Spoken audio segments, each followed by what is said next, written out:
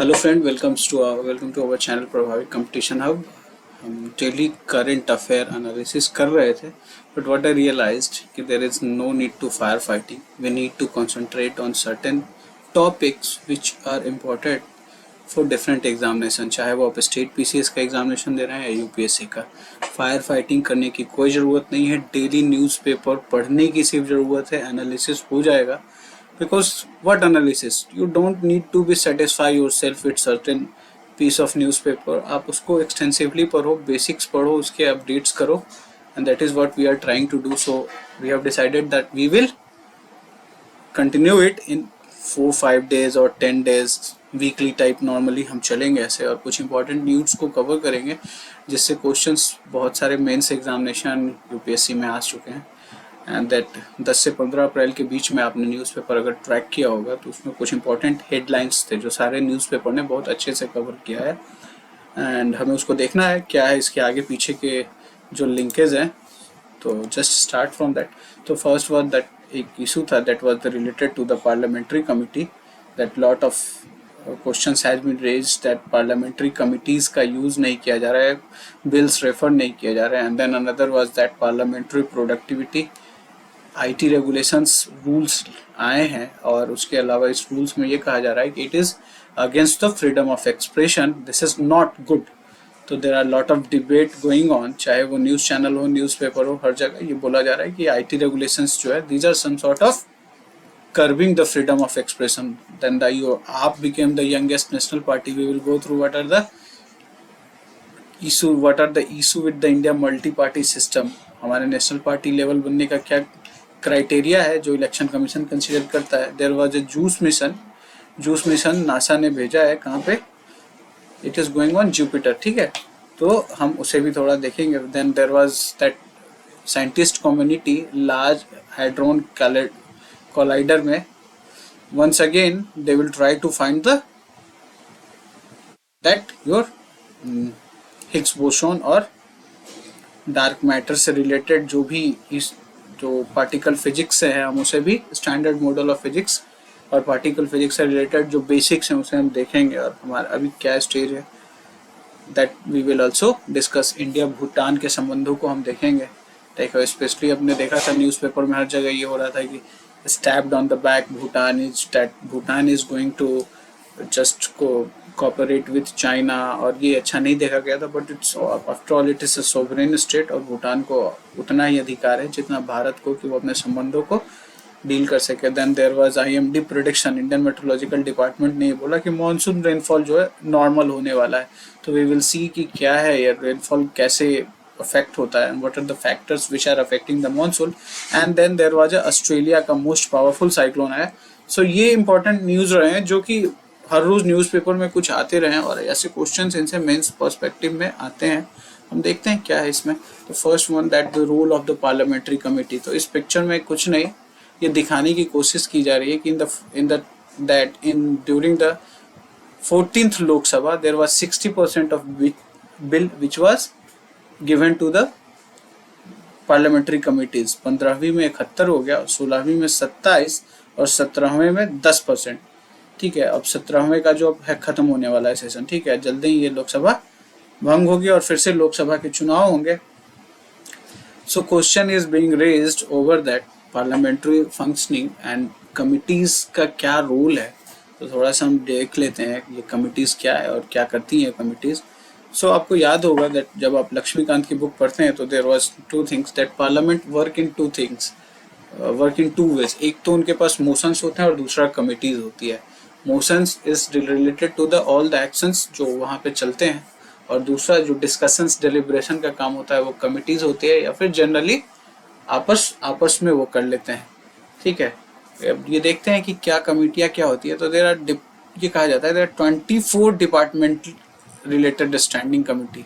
Committees को दो भागों में डिवाइड किया इन्होंने बोला कि एक स्टैंडिंग कमिटी होगी एंड एक परमानेंट कमिटी होगी। ठीक है, for that is for ad hoc committee. That standing is itself permanent.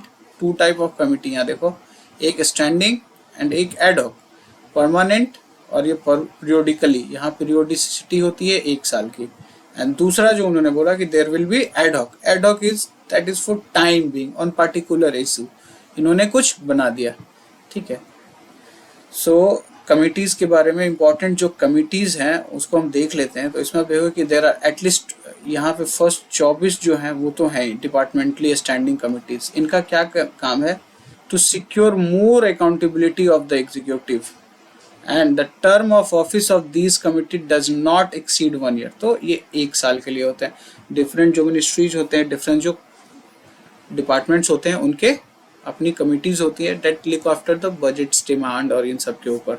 Financial आप देखो पब्लिक अकाउंट कमेटी होती है जिसको लोक लेखा समिति बोलते हो, एस्टिमेट्स कमेटी बोलते हैं, and then committee on public undertakings. ये जो एस्टिमेट्स कमेटी है इट इज अंडर लोकसभा, ठीक है। मेंबरशिप जो नॉर्मली होते हैं दोनों में, राज्यसभा और लोकसभा दोनों से ही होते हैं, 15+7 जो भी हो एवरेज वो देख लेंगे हम।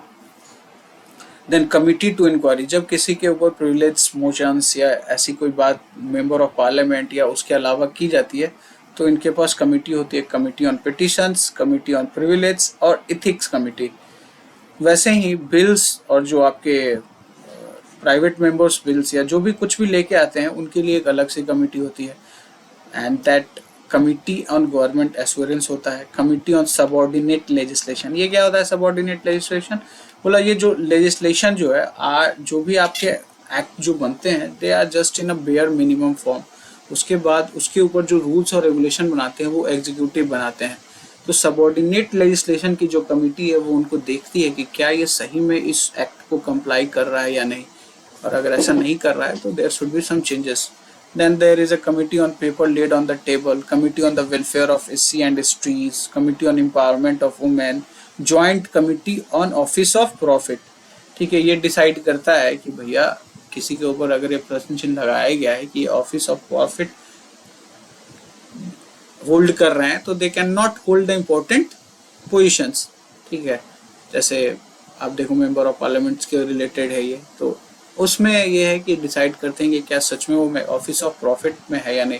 उसके अलावा आप देखो यहाँ पे committee on, there is committee related to the day to day business of the house, ठीक है। इसमें बिजनेस एडवाइजरी है, प्राइवेट मेंबर बिल और रिजोल्यूशन के ऊपर भी कमिटी है।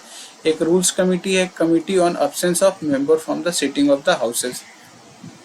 हाउस कीपिंग के लिए भी कुछ है, general purpose house committee, library committee and joint committee on salaries and allowances of the members, ठीक है। So now the question comes here that कि ये कमिटीज किसके अंडर होती है? तो ये कमिटी जो है that is set up by the that head of that house, चाहे लोकसभा स्पीकर हो या राज्यसभा के सभापति हो, ठीक है। कुछ जो है वो कंबाइंड होती हैं कुछ कमिटीज, और कुछ कमिटीज कंबाइंड होती हैं, कुछ कमिटीज सेपरेटली लोकसभा की होती है, कुछ राज्यसभा की होती है, कुछ दोनों में होते हैं। सो ये आपके कमिटीज के बारे में थे basics. But what is the importance of these committees? These committees are important because आपकी जो आपकी लोकसभा और राज्यसभा है उसमें मेंबर्स बहुत ज़्यादा हैं, ठीक है। आप नंबर्स अगर देखो 250, 545, तो 550, 245 इस तरीके से। सो जो भी बिल आते हैं, जो लेजिस्लेटिव प्रपोजल बिल आते हैं उसको वो डेलिब्रेट करते हैं, but how they can deliberate it? The only way to deliberate it either on the floor of the two houses, आप या तो राज्यसभा में डिस्कस करो या लोकसभा में डिस्कस करो, या refer the bill to a parliamentary committee, ठीक है। अब यहीं पे प्रश्न चिन्ह आ रहा है कि 25% of bill introduced they refer to the committees in the 16 Lok Sabha, while compare to 71% and 60% in 15 and 14वां और 17वें में अभी ये बोल रहा है कि इट इज 10%, ठीक है।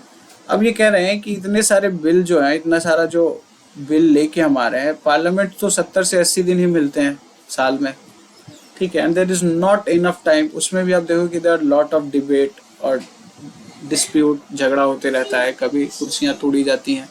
सो यहाँ पे काम नहीं हो पाता है।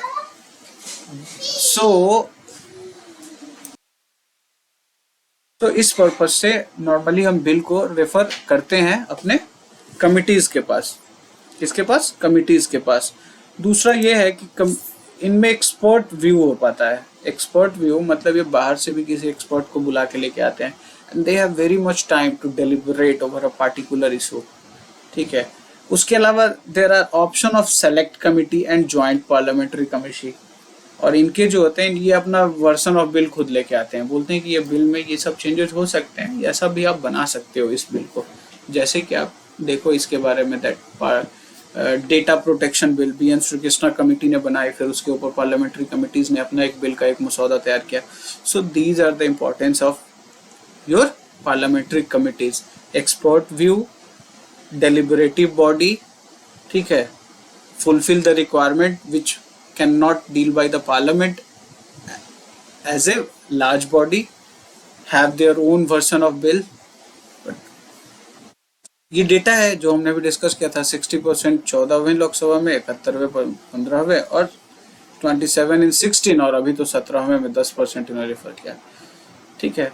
और एक इश्यू और है कि ये जो रिपोर्ट जो होता है इन कमिटीज का, they are not in a recommendary nature. अब recommendatory nature, they are just a recommendatory nature, मतलब बाइंडिंग नहीं होते हैं, तो सरकार माने या ना माने बट एटलीस्ट सरकार के पास एक व्यू पॉइंट तो होता है कि ये कमिटीज में ये डिस्कस हुआ है, ये इश्यूज हैं, ठीक है। बट सरकार जब उसे रेफर ही नहीं कर रही है बिल को, तो उससे क्या फायदा होगा, ठीक है। तो they are just passing the bill without any discussion। The ultimate purpose is bill, the ultimate purpose of these committees are defeated।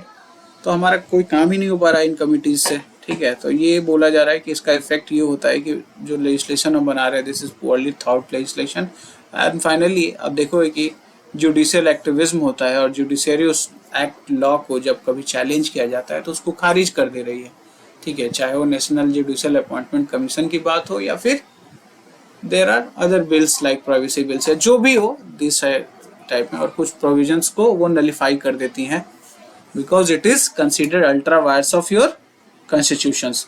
So these are the limitations जो आपके लेजिस्लेटिव बॉडी के पास है कि वो रेफर नहीं कर रहे हैं। तो सजेशन ये है और वे हेड यही है कि बिल्स को let the bill go through the committee stage, ठीक है, let the committee decide on the disputed issue, ठीक है। दूसरा इशू जो हमारे पास बर्निंग इशू था, इसमें ये कहा गया कि जो 17वीं लोकसभा, एक तो बिल तो रेफर कर ही नहीं रही है, साथ ही ये शॉर्टेस्ट होने वाली है। इनकी जो सीटिंग हुई है वो अब तक 230 सीटिंग हुई है, 230 सीटिंग, 230 230 सीटिंग सो फार, ठीक है। And it is likely to sit no more than 331, 331 दिन से ज़्यादा ये मुश्किल से भी नहीं कर पाएगी।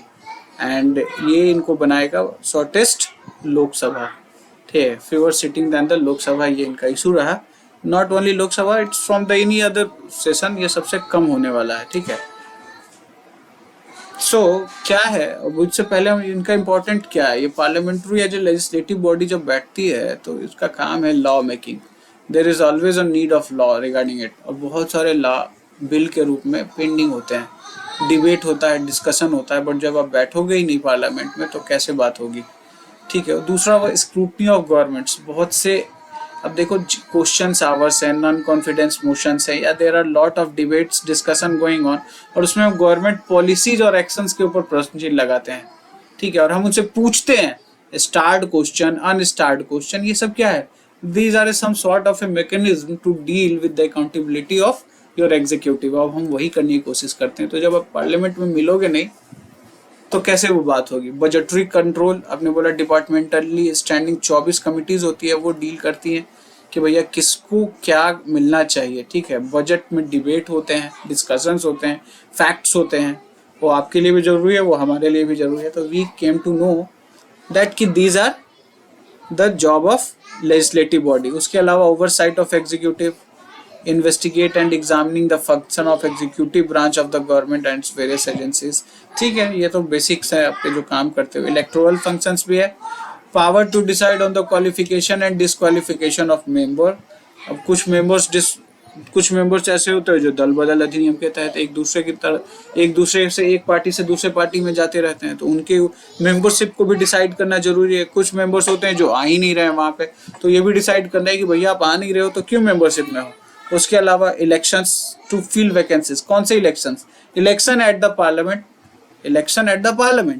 And determine the electoral boundaries, ये डिलिमिटेशन कमीशन का काम है, ठीक है, डिलिमिटेशन कमीशन का काम है। कॉन्स्टिट्यूशनल फंक्शन क्या है? Parliament power to amend the constitution, but ये अमेंडेबिलिटी की जो पावर है वो लिमिटेड है, ठीक है। ये क्या है? बेसिक स्ट्रक्चर जो डॉक्ट्रिन है आपका केशवानंद भारती केस, उसके बाद से ये लिमिट हो गया है। Approve the proclamation of emergency and impeach the president, vice president, other high officials. So ये सब इसके फंक्शंस है जो पार्लियामेंट करता है, but the issue is that कि पार्लियामेंट की जो सेशंस हो रहे हैं या पार्लियामेंट जो है साल में बहुत कम समय के लिए मिल रहा है, तो ये सब फंक्शंस तो हैम्पर हो जाएंगे। इसी के ऊपर प्रश्न चिन्ह लगाया जा रहा है, ठीक है। फिर ये कुछ डेटा और कुछ फैक्ट्स हैं that 17th Lok Sabha set to complete in 5 year term. 2024 में होगा election, however with only 230 sittings so far, unlikely to surpass the 331 days of the shortest full term Lok Sabha since 1950। मतलब अगर चाह के भी कोशिश करें तो 331 से ज्यादा नहीं हुआ, that will be the lowest, ठीक है। और भी कुछ डेटा है इनके अलावा जो न्यूज़पेपर बोल रहे हैं that Lok Sabha function only 33% of its schedule time, that is 46 hours during the budget session, and Rajya Sabha working for 24%। देखो 33%, 24% आप बैठ रहे हो तो यार you are just wasting the human resources and the money. Second part of the session was even more unproductive when the Lok Sabha working for only 5% and Rajya 6% of the scheduled time, ठीक है। PRS ने भी कुछ suggest किया। ये data facts important होता है because जब आप मेंस एग्जाम्स लिखोगे किसी भी एग्जाम का, so you will have to give the data. Why examiner will consider कि आपने जो लिखा है वो सही लिखा है। अगर आपने बोला कि लोकसभा की सीटिंग कम हो रही है, क्यों?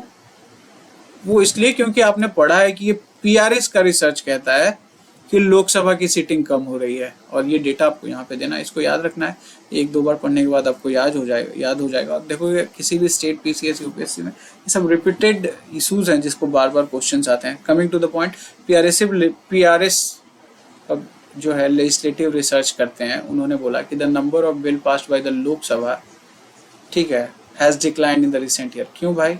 16वीं लोकसभा में टोटल ऑफ 205 बिल पास हुए थे, 205 बिल्स, ठीक है, compare to 248 bills in the previous 2009 से 2014। सी द इफिशियंसी 2048 से 2009 से 14 के बीच में 248 बिल, और उसके आगे आप 205, and then we talk about the minimum governments, ठीक है। In the current 17th Lok Sabha only 17 bill have been passed so far, ठीक है, less than 10 bills being introduced or passed in each of the last 4 sessions। this is really not fulfilling the aspirations of the people, ठीक है। आपको bill acts की demand हमेशा होती है, like privacy के ऊपर, डेटा प्रोटेक्शन, इसके ऊपर बिल पेंडिंग है। वुमेन एम्पावरमेंट, ठीक है, इसके ऊपर बिल पेंडिंग है, ठीक है। तो ये सब बिल्स के बारे में ही है, और क्या है कि ये काम नहीं कर पा रही क्योंकि इनका सेटिंग ही नहीं हो रहा है। फिर ये कह रहे हैं 2 प्राइवेट मेंबर, PRS का रिसर्च बोलता है कि only 2 private member bills were passed in the 16 Lok Sabha compare to the 14 in the previous Lok Sabha. जो मिनिस्टर्स नहीं होते वो अगर कोई बिल लेके आते हैं, ठीक है, these are called the private member bills, they are a different committee which look after them, they have different time given in parliament कि आप इस दिन कोई बिल इंट्रोड्यूस करोगे। प्राइवेट मेंबर का बिल का आने का पर्पस ये होता है कि वैसे बिल या वैसे इशूज जिसके ऊपर सरकार का ध्यान नहीं जा रहा है, प्राइवेट मेंबर्स ने अपना काम किया है और वो लेके आए हैं। Other than minister any bill is private member bills, ठीक है। क्वेश्चन आवर्स में क्या है? क्वेश्चन आवर्स जो है इंडिया का जस्ट इनोवेशन है। इसमें बोला कि क्वेश्चंस पूछेंगे इंपॉर्टेंट टॉपिक्स पे जो इम्पोर्टेंट है लोगों के लिए। तो only 19% of the schedule time in the Lok Sabha and 9% of schedule time. ये इनकी इफिशियंसी बता रहा है कि how much efficient they are, ठीक है। इनकी इफिशियंसी बता रहा है कि ये इतने इफिशियंट है कि इन्होंने ये किया है इतने दिनों में, ठीक है। तो ये आपका पार्लियामेंट का ये काम है जो नहीं कर रहे हैं, बिल पास करना वगैरह जो भी काम है, budgetary control, executive control, accountability, they are not doing this. These are the facts which you need to remember. कुछ फैक्ट्स याद रखना है, सारे फैक्ट्स नहीं भी याद हो कोई बात नहीं, but when you start the writing answer fact से स्टार्ट करें, ठीक है। एनालिसिस बाय इंडिया स्पेंट, ये भी कुछ एनालिसिस करके देते हैं। इंडिया स्पेंट जो है that it's research, just society जो कुछ डिसाइड कर, जो मतलब किसी भी चीज़ों के ऊपर जो इम्पोर्टेंट बर्निंग टॉपिक्स होते हैं उनके ऊपर, नई चीज़ों के ऊपर रिसर्च करती लोग है। 16 Lok Sabha lost 29% of its schedule time. अब क्यों भाई, ऐसा क्यों? तो ड्यू टू डिसरप्शन। और 17वीं लोकसभा है जो 48% ऑफ शेड्यूल टाइम लॉस्ट किया है। किस लिए? डिसरप्शन से।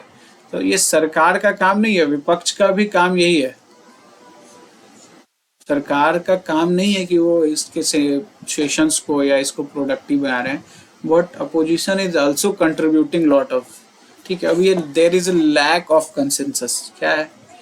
इसी टाइम में आप देखोगे कि there were 3 bills, agriculture market reform bills, 3 bills आए थे इस टाइम में, इसी सेशन में, 17वीं लोकसभा में।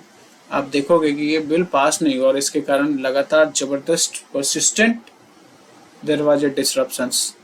उसके अलावा आप देखोगे कि नेशनल ये सिटीजन्स अमेंडमेंट एक्ट वगैरह जो आए थे, ये सब भी डिसरप्शंस के कारण हैं। वो I think there are lot of protest in every part of the country from a particular community in without even understanding that what are the basic behind these acts. ठीक है, स्पीकर जो है, speaker as now as a pious post has becoming more or more political. Even you see that in the sum of the discussion, speaker do not allow the particular party or spokesperson to say something, and this is being the alleged by the oppositional party.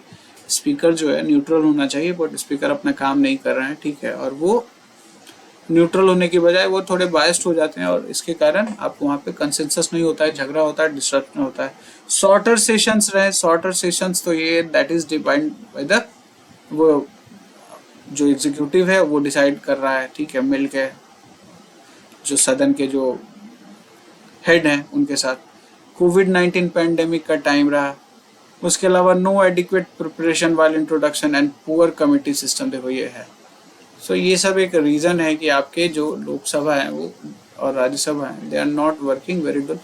And then there is a point is under representation of marginalised group, चाहे वो महिलाएं हो या फिर religious minorities है, इनका जो representation है वहाँ पे कम है। And this is somehow contributing to the less discussion in your Lok Sabha and Rajya Sabha. अब इससे क्या होगा, इफेक्ट क्या होगा? तो इफेक्ट में अगर आप देख ले तो ये सब इसी पॉइंट्स को याद रखना है सिर्फ। There is a poor quality of legislation, या तो बैठोगे नहीं, डिस्कस नहीं करोगे, फाइनली क्या होगा, जुडिशरी के पास जाएगा, जुडिशरी वो उसे खारिज कर देगा, बोलेगा कि ये सही बिल नहीं है, फिर से इसको लेके आइए। टैक्स पेयर्स की मनी, अब देखो इतने सारे जो अरेंजमेंट्स होते हैं इनके लिए पैसे तो लगेंगे ना, और जब आप बैठोगे ही नहीं पार्लियामेंट में तो बात कैसे होगी। इन्वेस्टर कॉन्फिडेंस भी है, it is see a downward trend because investors जो है they want changes. Like agriculture market reform committee के जो बिल थे, they were towards the development of agriculture on commercial line. Yes, there was some issue which were against the farmers, but जब उसका कोई conclusion ही नहीं हुआ, bill pass करके फिर से वापस ले लेते हैं उसे। So these are the issues. Investor का कॉन्फिडेंस डगमगाता है और आपके यहाँ इन्वेस्टमेंट कम होता है, तो which is the need of your economy. अब lack of accountability question hour के बारे में हम डील कर लिया कि लैक ऑफ अकाउंटेबिलिटी, जब बैठेंगे नहीं हम पार्लियामेंट में तो हम कैसे डिस्कस करेंगे इशूज को which are of really important.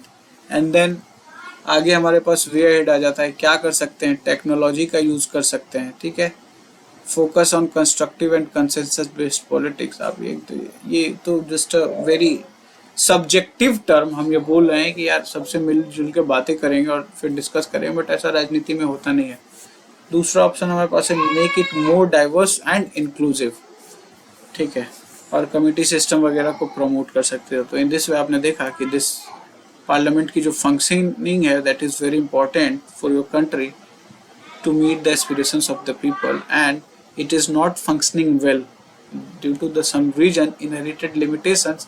और उस limitations को दूर करने के लिए हमने देखा कि there are some way we can come out, that is technology, constructive and consensus, diverse and inclusive। ठीक है, नेक्स्ट ये अपना important न्यूज़ था, थर्ड न्यूज़, जिसके ऊपर लॉट ऑफ डिबेट चल रहा है, जिसमें गवर्नमेंट कहती है कि IT एक्ट रूल्स में हम एक अमेंडमेंट लेके आते हैं। ठीक है, इसमें हम बोलते हैं कि there will be a fact check, और वो फैक्ट चेक क्या करेगा, फैक्ट चेक यूनिट है वो फेक न्यूज़ को चेक करेगा ऑनलाइन पे, ठीक है, ऑनलाइन पोर्टल पे फेक न्यूज़ को चेक करेगा। ठीक है, अब इस जैसे ही आया बात उधर से गूगल, मेटा, अदर ने बोला कि यार कुछ ना कुछ तो इसमें आप बताओ, कुछ चेंजेस करो, क्योंकि ये दिस इज नॉट गुड। ठीक है, इसमें डिटेल से हम देखेंगे क्या थे points. And this was the body to flag content और point cleared, PIB reference removed. हाँ, अब क्या बोला उन्होंने, बोला कि जो फैक्ट चेक यूनिट होगी वो पीआईबी उसके लोग होंगे। बाद में आती है बोले कि नहीं नहीं, उसमें पीआईबी के लोग नहीं होंगे। फिर अपोजिशन पार्टी जैसे डेरेक ओब्रेन, ये सब जो है, ये सब जो लीडर्स है, इन्होंने प्रश्न चिन्ह लगा दिया कि ये क्या है, it is some sort of a limitations. ये क्या है, it is some sort of a restriction over the freedom of press. और अंग्रेजों के टाइम में हम वापस जा रहे हैं। और इंडियन न्यूज़पेपर सोसाइटी ने भी फिर प्रश्न चिन्ह लगाया कि क्या इसकी जरूरत क्या है अभी। ठीक है, सो पहले तो हमें समझना होगा कि फेक न्यूज़ क्या है और ये लिमिटेशंस जो इम्पोज किए गए थे इससे वो क्या है। सो फेक न्यूज़ क्या है? Fake news is related to something which is inaccurate, fabricated, which has some sensational report. ठीक है, और purpose attention, mislead, deceive, damage और रेपुटेशन ऑफ एन इंडिविजुअल। ठीक है, एग्जाम्पल देखो, कुछ दिन पहले एक न्यूज आई थी कि जो भारत का नेशनल एंथम है being recognised as world's best anthem by the UNESCO. इसका पर्पस क्या था? इसका पर्पस ओनली था सेंसेशन। ठीक है, इससे सिर्फ किसी पार्टिकुलर कम्युनिटी को तो लॉस नहीं हुआ, but that message was shared between people. ठीक है, और ये एक जिंगोइस्टिक प्रवृत्ति है जिसमें आप अपने देश को बहुत ज़्यादा ही आगे दिखाते हो। रीजनलिज्म में जो भी आप बोलो कि वो everything is beyond that country. ठीक है, it's okay, your point of good, but this is finally it was a fake news. There was nothing, no recognition like this. उसके आप हमेशा आप देखते होंगे कि नॉर्थ ईस्ट रीजन के लोगों के बारे में कुछ ना कुछ इशू आते हैं और इनका मास एक्सोडस होता है। 16-17 में बेंगलोर से जितने भी नॉर्थ ईस्ट रीजन के पीपल थे, they had to flew back to their state just because the rumours, propaganda. अभी रिसेंटली आपने देखा होगा कि आई थिंक केरला या तमिलनाडु में there was a fake news circulated by a North Indian reporter. He said that North Indians are being beaten up by the people of South India. So this is some sort of a fake news. और ये fake news क्या है? These are goes against the social harmony. जो समाज में अब प्यार मोहब्बत से चल रहे वो प्यार मोहब्बत तो खत्म होगा। अब देखो न्यूज़पेपर भी, न्यूज़पेपर या फिर न्यूज़ एजेंसीज हैं, दे प्रमोट फेक न्यूज़। अब पार्टिकुलर एक न्यूज़ चैनल की मैं बात करता हूँ, तबलीगी जमात के बारे में लॉट ऑफ फैक्ट्स, उन्होंने बहुत सी चीज़ें झूठ में या कुछ भी दे पब्लिश्ड इट। ठीक है, तो इससे एक ना जस्ट बैलेंस। अब पीपल स्टार्टेड थिंकिंग यार these are the people even during the time of COVID they are doing meeting, they are propagating, they are disseminating COVID, but it's okay। ठीक है, ये let the decide it to government कि उनको क्या करना चाहिए था। Finally what you are doing is the social disharmony। ठीक है, यहाँ तक तो ठीक थी कि वो मिल रहे थे, बट उसके अलावा आपने बहुत सी चीज़ें उनसे जोड़ दी, सो मेनी लिंक्स। सो यार दीज आर नॉट गुड और अगेंस्ट द नेशन बिल्डिंग, आपके नेशन बिल्डिंग के अगेंस्ट है। Undermining public trust. ठीक है भैया, ये क्या है? अब सरकार कुछ चीज़ लेके आती है, अब उसके ऊपर भरोसा ही नहीं होगा लोगों को, बोला ये सब बकवास है। हेल्थ इम्पैक्ट में भी आप देखो, कोविड के टाइम में WHO कहता है कि we are not only dealing with the pandemic, we are also dealing with the infodemic। ठीक है, बोला कि भैया कोविड ने वैक्सीन को मत लेना, उसे there are some sort of a loss. ठीक है, आप ऐसे ही मर जाओगे या कुछ भी हो जाएगा। So it is called vaccine hesitancy. और वैक्सीन हेजिटेंसी जो था, it was promoted by the fake news. So after all it is going to affect your health, so it is a fake news. Elections के time में polarisation के लिए politician इसको use करते ही है। ठीक है, और ये जो है फेक न्यूज है। Even the news channels are being paid for that. Economic harm भी है। इकोनॉमिक हार्म में आप बोला कि that there is a shortage of some particular items. ठीक है, यू स्टार्टेड, आपने उसको कार्टेल करने लगे, सारे दुकानदार मिलकर बोले नहीं नहीं इसको हम अभी बचा के रखते हैं, सो दैट कि जब इसके प्राइसेस और बढ़ेंगे वी विल सेल इट। ठीक है, बट द टाइम बिंग इसकी स्कार्सिटी होगी मार्केट में। ठीक है, ब्लैक मार्केटिंग या जो भी आपने किया, so it is fake news पे बेस्ड एक आपने डिसीजन लिया and that is not good. उसके अलावा these are also use for the spreading rumours. So ये फेक न्यूज हो गए और फेक न्यूज को कंट्रोल करने के लिए इंडिया में कुछ रेगुलेशंस है। वो रेगुलेशंस है, अब जब रेगुलेशंस की बात कर रहे हैं तो ये आईटी एक्ट 69A है, ठीक है। शिट। सो 69A में दैट 69A में सरकार को बहुत से पावर दिए गए हैं, ठीक है। आईटी एक्ट के हर प्रोविजंस को नहीं पढ़ना है, बट याद रखना this is 69A। On the grounds of security, on the grounds of national defence, आप बहुत से कंटेंट को सरकार सीज कर सकती है, बंद कर सकती है। उसके अलावा you have disaster management act 2005, इसके तहत भी आप फेक न्यूज को कंट्रोल कर सकते हो। एपिडेमिक डिजीज एक्ट 1897 सबसे पुराना है, इसके जरिए भी आप फेक न्यूज को रेगुलेट कर सकते हैं। Then after you have IPC 1860 which deals with the fake news specifically causing riots and defamation. IPC 499 सुना होगा आपने, ठीक है। इंटरमीडियरी गाइडलाइंस आए हैं जो 2021 में, या जिसको हम आईटी रूल्स 2021, इसी को चेंज कर दिया गया है, ठीक है। इसमें ये गया to regulate content by online publisher of news and, ये आया था, ठीक है। Now recent amendment in this IT, इसी एक्ट में चेंज कर दिया गया। क्या चेंज किया जिसके ऊपर इतना हल्ला हो रहा है? तो there are 3 changes. Fake news about the government, बोला सरकार के अगेंस्ट में अगर आप फेक न्यूज लेके आती है कोई सोशल मीडिया इंटरमीडियरी जैसे फेसबुक, गूगल, ठीक है, तो these news will be identified and notified by the fact check unit of the PIB। ये PIB पहले बोला था, बाद में बोलता है कि नहीं there is no need to be just a fact check unit by the PIB। even after the PIB is also a government organization, ठीक है। वो क्या डील करेगी? वो वही बातें लोगों तक पहुंचने देंगी which is that permitted by the government। सो सरकार के अगेंस्ट अगर आपने कुछ बोला तो भैया वो न्यूज़ डाउन करना पड़ेगा आपको, ठीक है। ऑनलाइन गेमिंग्स अमेंडमेंट ऑल्सो में ऑनलाइन गेमिंग इंटरमीडियरी को बोला टू नॉट होस्ट और share any online games that can cause the user harm और that has not been verified. चलो ये तो ठीक है। अगर रियल मनी की बात कर रहा है तो बोला कि अगर आप रियल मनी के गेम में पैसे यूज कर रहे हो किसी से, तो you have to certified as permissible by self regulatory body. अभी कौन सी बॉडी है इसको देखेंगे हम, but it is you need to be get the permissible title, ठीक है। अब यहाँ तक पहुंचने के बाद अगर फेक न्यूज हो गया, ठीक है, और अगर आपने इनकी बातें नहीं मानी तो क्या होगा? There is a protection.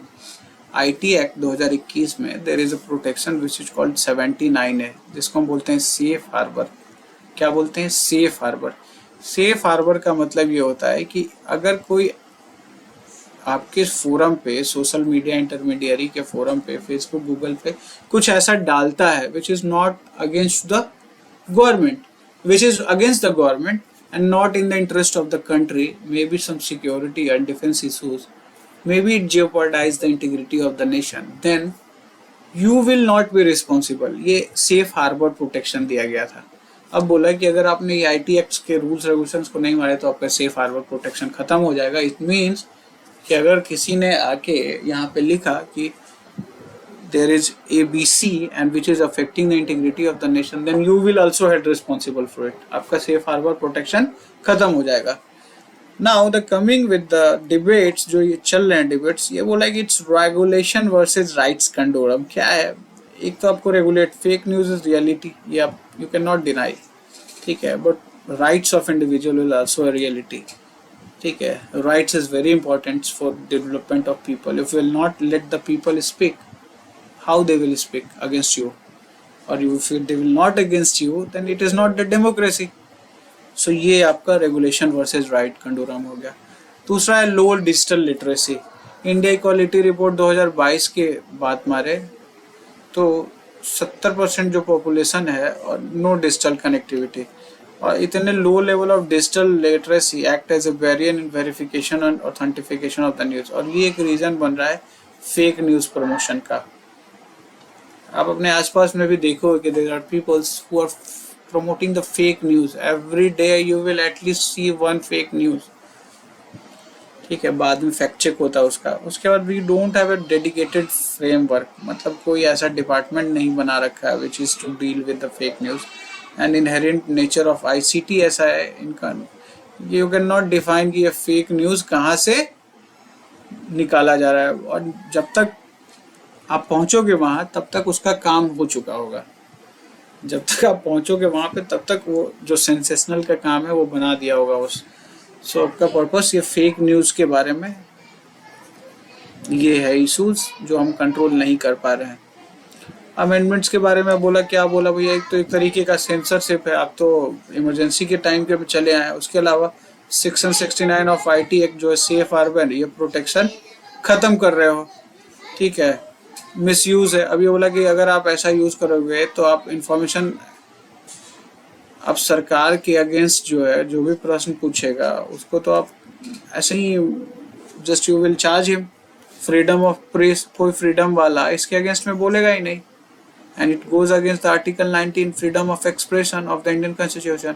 उसके अलावा against settled Shreya Singhal case is a famous case, जिसमें 2015 की कहानी है। इसमें जब आईटी एक्ट 2000 आई थी तो उसमें एक सेक्शन था 66A। 66A was being used by the government, ठीक है। और वो क्या था, वो उस सेक्शन में वो क्वेश्चंस को जो भी सरकार के अगेंस्ट में कुछ प्रश्न लगाते थे, पूछते थे, उनको अरेस्ट कर रहे थे, ठीक है। कभी किसी प्रोफेसर को, कभी किसी स्टूडेंट को। तो सरकार ने 66A को खारिज कर दिया और बोला 69A ये रहने दो।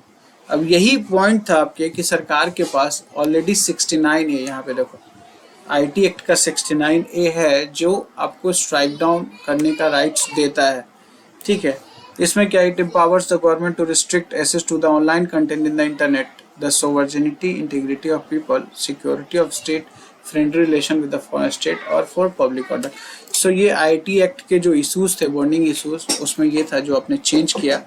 उसमें आपने बोला कि सेफ हार्बर प्रोटेक्शन मैं खत्म कर दूंगा अगर आपने फेक न्यूज चेक, सरकार के बारे में फेक न्यूज फैलाया, या फिर आपने ऑनलाइन गेमिंग को वेरीफाई नहीं करवाया, या जहाँ पे रियल मनी का इन्वॉल्वमेंट है, जहाँ पे आपने परमिसिबिलिटी सेल्फ रेगुलेटरी बॉडी से नहीं लिया। तो इसके ऊपर जो डिबेट चल रहे थे वो आपने देख ही लिया कि it is against the freedom of expression, censorships, ठीक है। आपने इसमें देखा fake news and the IT act. Next is the rules for the recognition as a national party, Hindu में दिया था, एक्सप्लेन करते हैं ये लोग डेली न्यूज में, एक्सप्लेनर में। तो उन्होंने बोला कि जो ये यंगेस्ट आप became the youngest national party, and this person in the figure is the convener of the very famous person Arvind Kejriwal. Recently he is being interrogated by the CBI, ठीक है, and the CBI is also called the caged parrot of government. So these are political issues, but हमें देखना है कि ये national party होता क्या है। So ये रिप्रेजेंटेशन ऑफ पीपल एक्ट में there are para 6A-B-C, ठीक है, RPA 1951। आरपीए डील करता है इलेक्शन मशीनरी से। आरपीए डील्स विद 6A क्या डील्स करता है, recognition as a state party, 6B recognition as a national party, and 6C continued recognition as a state party, ठीक है। अभी कहा there are 6 political parties, BSP, BJP, communist party, Indian national congress, national people and Aam Aadmi party. अभी कुछ आपको doubt हुआ होगा कि यार ये टीएमसी कहाँ था, तो इसमें टीएमसी भी था, बट रिसेंटली उसके रिकॉग्निशन को नेशनल लेवल पार्टी के रिकॉग्निशन से कैंसिल कर दिया गया है, बिकॉज वो जो 6C में जो दिया हुआ था कंटिन्यूएशन के लिए वो उस पर खड़ा नहीं उतर सका। अदरवाइज आप देखो बेसिक्स में है कि नेशनल लेवल रिकॉग्निशन होता है, स्टेट लेवल, एंड इन तीनों के अलावा एक पार्टी होती है, रजिस्टर्ड तो होती है बट अनरिकॉग्नाइज्ड पार्टी होती है। ये है उनके कंडीशंस। तो सबसे पहले हम देखेंगे कि कह रहा है कि recognition as a state party, कोई भी पार्टी को नेशनल पार्टी हम तब कहेंगे जब वो स्टेट पार्टी बन जाएगा एटलीस्ट 4 स्टेट। तो यहाँ से ये कंडीशन स्टार्ट होता है। अब वो क्या है पार्टी 4 स्टेट में स्टेट पार्टी बनने का, तो एनी वन ऑफ 5 कंडीशन। अच्छा ठीक है, देखते हैं क्या है। 2 seat plus 6% of votes in the last assembly election in the state, ठीक है। ये सब और है, जितने भी है सब और है, इनमें से एक, ठीक है। तो 2 सीट या 6% वोट, ठीक है। 1 सीट प्लस, अब बोला कि ठीक है, अगर आप लोकसभा इलेक्शन में पार्टिसिपेट करते हो तो एक ही सीट लाओ आप और 6% वोट शेयर लेके आओ स्टेट में, ठीक है, या 3% ऑफ टोटल असेंबली सीट्स लेके आओ। मतलब ठीक है, आप यहाँ तक 6%, 2 सीट अगर आप नहीं लेके आ रहे हो तो कम से कम, सॉरी 6% वोट आप नहीं लेके आ रहे हो तो एटलीस्ट 3% ऑफ सीट लेके आ जाओ, या 3 seats which ever is more, ठीक है, जो ज्यादा हो, या फिर 25 लोकसभा में 1 सीट लेके आओ, या ठीक है, या फिर 8% state wide vote share in either the Lok Sabha और द लास्ट असेंबली। ये फैक्ट्स हैं, नॉर्मली क्वेश्चंस नहीं आते हैं इससे, ठीक है, कभी ऐसा देखा नहीं मैंने। Normally question election commission, national party recognition या इशू इन पार्टी सिस्टम में, बट ये याद रखना है इसको, अगर ये 4 में से 4 स्टेट्स में आपने ये अचीव कर लिया तो you will be considered as a national party. TMC इसी में फॉल कर गई है, टीएमसी का हटाया गया क्योंकि वो किसी स्टेट में ये नहीं कर पाए रिसेंट इलेक्शन में। उसके अलावा नहीं कर पाते हो तो आप 6% वोट शेयर लेके आओ असेंबली पोल्स में in the each of the any 4 states as well as 4 seats in the last Lok Sabha polls, ठीक है, या फिर 2% of all Lok Sabha seats in the last such election with MPs elected from at least 3 states. So ये आपके national level के लिए ये है। और अभी आप देखेंगे कि सडन जो ग्रोथ हुआ है आप में, दैट इज वेरी इंप्रेसिव। उसके अलावा क्या बेनिफिट्स क्या है अगर आपको नेशनल पार्टी स्टेटस मिल गया, तो there is a election symbols order है 1968 का, ठीक है। इससे फायदे क्या हो गए, इससे exclusive allotment of its reserve symbol, ठीक है, झंडा। अब झाड़ू जो है, झाड़ू आपके जहां भी मेंबर्स होंगे, कैंडिडेट्स होंगे, झाड़ू ही मिलेगा उनको थ्रू आउट इंडिया, ठीक है। 2 सेट्स ऑफ इलेक्टोरल रोल्स। उसके अलावा ब्रॉडकास्ट और टेलीकास्ट फैसिलिटीज आकाशवाणी में या दूरदर्शन में, ठीक है। उसके अलावा you need just only 1 proposal for filing the nomination. Star campaigner, 40 star campaigner होंगे। स्टार कैंपेनर वो होते हैं नेशनल और स्टेट पार्टी के जिनके ट्रेवल एक्सपेंसेस काउंट नहीं किए जाते हैं, ठीक है। फेमस पर्सनालिटीज को ये बनाते हैं पार्टीज स्टार कैंपेनर्स, ठीक है। स्टेट लेवल जो अब नेशनल लेवल पार्टी नहीं है, अनरिकॉग्नाइज्ड पार्टी है, उनके लिए 20 स्टार कैंपेनर वो रख सकते हैं जिनके ट्रेवल एक्सपेंसेस को इलेक्शन एक्सपेंसेस में काउंट नहीं किया जा सकता है। But the issue which you need to be look after कि ये जो जितनी पार्टीज बन रही है, इलेक्शन कमीशन कहता है एक डेटा में कि there are more than 2000 regional party, और इन पार्टीज का purpose there is nothing related to the election. कर क्या रहे हैं, ये कर रहे हैं money siphoning. I know a person a who is paying a party B 1000 rupees, ठीक है, या 1 लाख रुपीज मान लो, और इस 1 लाख रुपीज पे वो एग्जाम्शन मांग रहा है, ठीक है। ये एग्जाम्शन जब इसको 1 लाख रुपए इसको पे किया, या फिर इसको वापस करता है ठीक है, और बदले में सरकार को कुछ टैक्स मिल जाती है और इसका कुछ कमीशन हो जाता है, और फाइनली इसके कुछ पैसे बच जाते हैं। So these are some sort of money siphoning. उसके अलावा दल बदल अधिनियम लेने आने का जो पर्पस था हमारा 1985 में, कि जो पार्टी से A से B में जो लोग शिफ्ट करते हैं, ठीक है, इसको डील करना। बट इतनी सारी पार्टीज हैं और पार्टीज में इतना सारा कॉन्फ्लिक्ट है, आइडियोलॉजी है, इंडिविजुअल एस्पिरेशंस है कि वो होना ही है इशू। हॉर्स ट्रेडिंग जो है वो बढ़ता जा रहा है। उसके बाद नो रियल इलेक्शन मोटिव, ठीक है, और ये स्विंग होते हैं अकॉर्डिंग टू डिजायर। आज इनको लग रहा है कि भैया ये बरसात के मौसम में यहाँ बारिश होने वाली है तो आज इस पार्टी में रहेंगे, कल इनको लगेगा कि यहाँ पे, तो ये यहाँ पे रहेंगे। So my language may be harsh, but this is the reality of your multi-party system, and that we should consider that these are the parties. Except few parties, there is no ideological base of these parties even. There are no, I don't know what purpose they are solving. And then election commission limited power to deal with it. Election commission के पास ऐसा power नहीं है कि वो किसी की recognition एक बार देने के बाद उसको खत्म कर दे। So आपने party system को देख लिया, recognition देख लिया। Now the issue is that juice mission बहुत न्यूज में रहा, हर न्यूज़पेपर वाले इसके ऊपर कुछ लिख रहे, बट ऐसा कुछ है नहीं, थी जस्ट प्रीलिम टाइप्स फैक्ट्स, ठीक है। इस फैक्ट्स को समझना है और बहुत जल्दी करेंगे हम इसको। सो जुपिटर क्या है, आपने पढ़ा होगा कि M वेम J sun, this is your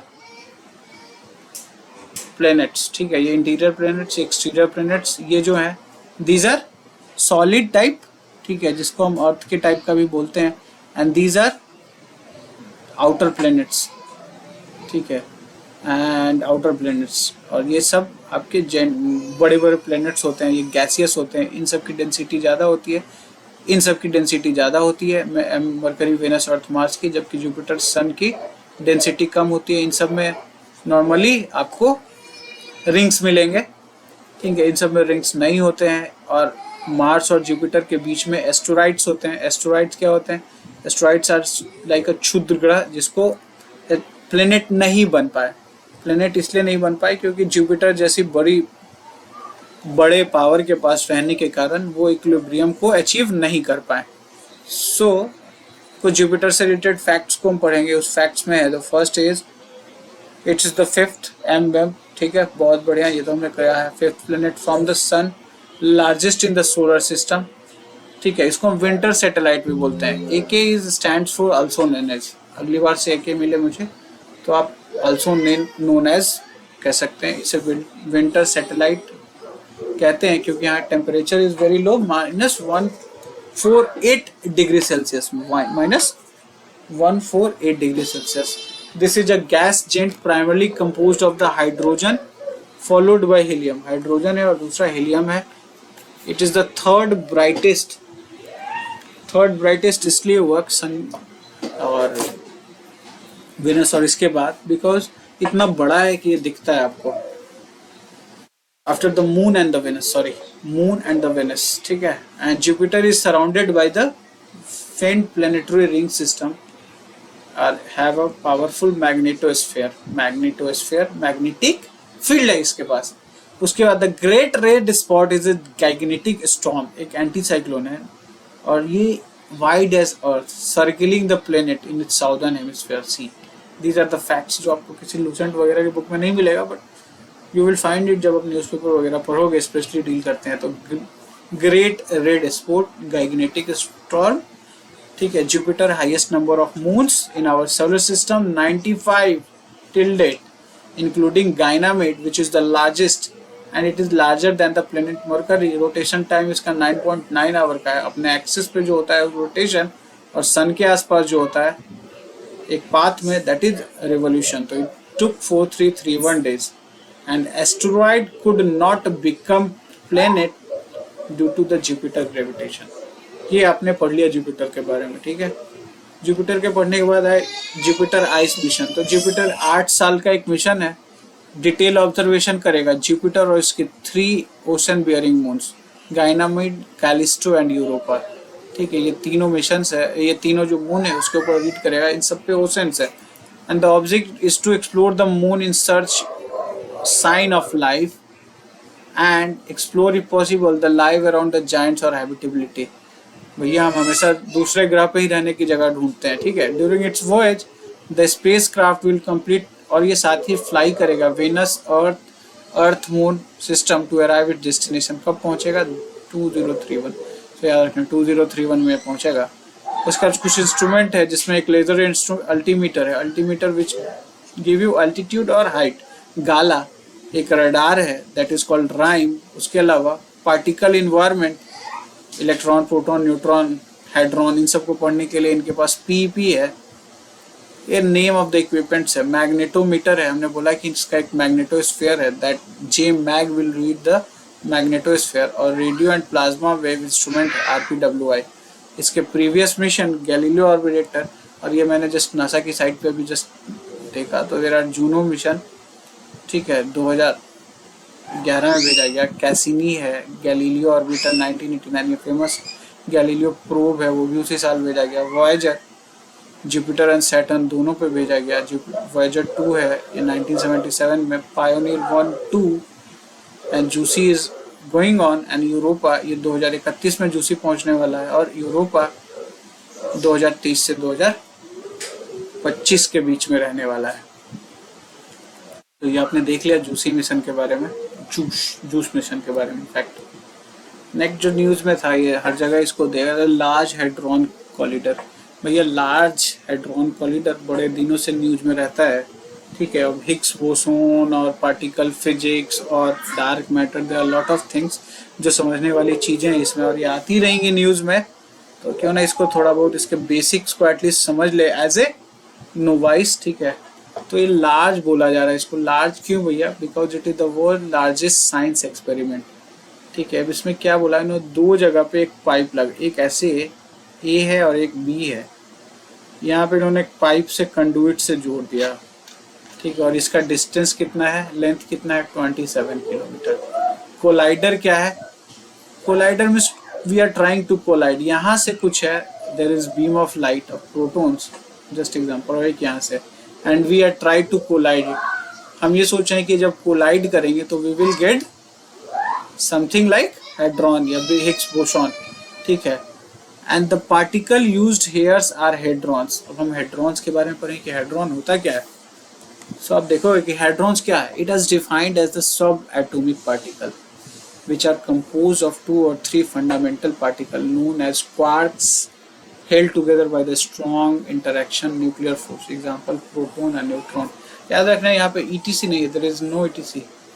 तो प्रोटॉन न्यूट्रॉन, एक एक वर्ड को देखते हैं। सब एटॉमिक पार्टिकल क्या है? एटम हमने देख लिया, इसके सब कौन हो गए? इलेक्ट्रॉन, प्रोटॉन, न्यूट्रॉन, ठीक है। और nucleus is proton plus neutron, ठीक है।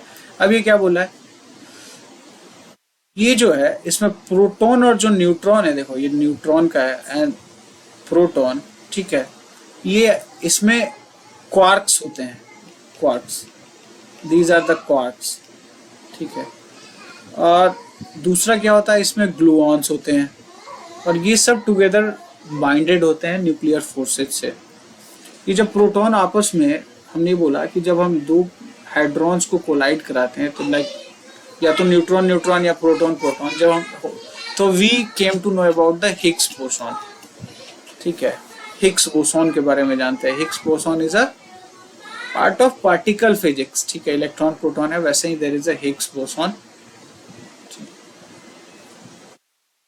वही पॉइंट से रिपीट कर रहा है। World largest and most powerful particle accelerator, European organisation कौन कर रहा है? CERN। 1908 से 2000, 1998 से 2008 के बीच में इन्होंने बनाया। 10,000 से ज़्यादा साइंटिस्ट काम कर रहे हैं। टनल है 27 किलोमीटर का, 175 मीटर। फ्रांस और स्विट्जरलैंड बॉर्डर पे है, फ्रांस एंड स्विट्जरलैंड, ठीक है। Primary goal to understand the nature of the most basic building block of the universe and how the interact with the each other. ये क्या है actually? ये particle physics का part है। पार्टिकल फिजिक्स में हम यही पढ़ते हैं, interacting forces, elements, Higgs boson. आगे ना कहानी, हिग्स बोसॉन को हम गॉड पार्टिकल कहते हैं। पहली बार डिस्कवर किया गया 2012 में, and it is the last remaining piece of the standard model of physics. देखो ये सब वर्डिंग्स जो मिल रहा है ना, इसी को डील करना है। स्टैंडर्ड मॉडल ऑफ फिजिक्स में हम क्या पढ़ते हैं? स्टैंडर्ड मॉडल ऑफ फिजिक्स में हम पढ़ते हैं यूनिवर्स के बारे में। We read about the dark matter, we read about the dark energy, we read about the Higgs boson. अब ये देखो, इसको हमने एक छोटा सा एक बनाया है कि इसमें क्या है। स्टैंडर्ड मॉडल ऑफ फिजिक्स 4 चीजों को डिस्क्राइब करता है, ठीक है। 4 पॉइंट्स है जो इम्पोर्टेंट। एक तो ये इलेक्ट्रोमैग्नेटिज्म के बारे में बोलता है, तो इसमें बोला फोटोन कैरी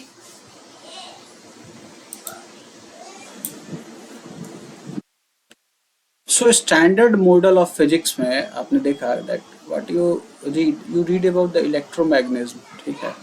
इसमें हम डील करते हैं फोटोन के बारे में। फोटोन क्या होता है? Photons are energy packets.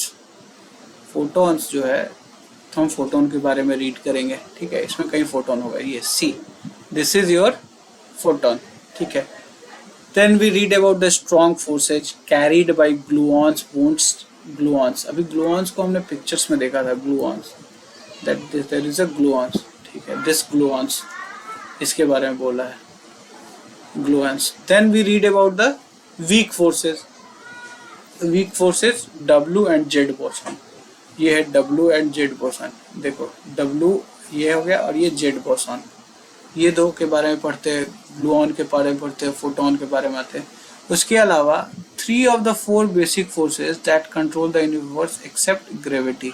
Gravity को छोड़ के हम अलग फोर्सेज जो उसके बारे में, न्यूक्लियर फोर्सेज के बारे में पढ़ते हैं, ठीक है।